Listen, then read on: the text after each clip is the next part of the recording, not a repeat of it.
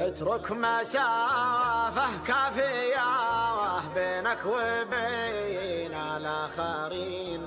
بعض البشر ودك حدود المعرفة معهم سلام، وصمت ولا تحرص على كثر الكلام. الصمت زين اللي سكوته ساتره يمكن يعوريها الكلام. وإذا تكلمت احذر تكون أطول المتكلمين. السالفة وأهلا طولت يضعف معها الاهتمام. وامزح ومزح باللسان خير من مزح اليدين. مزح الرجال العاقلة على حدود الاحترام.